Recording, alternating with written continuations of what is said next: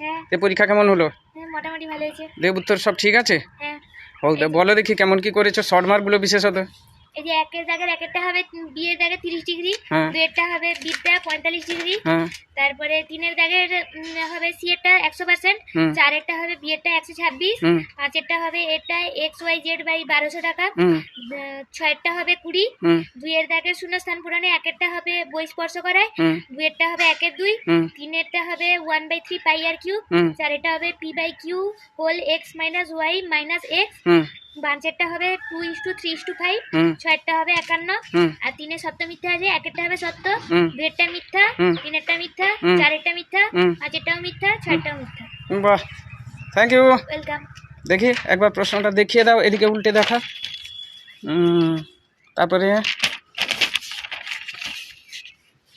এই যে উত্তর করা আছে সব, এই যে উত্তর লেখাও আছে। হ্যাঁ, তারপরে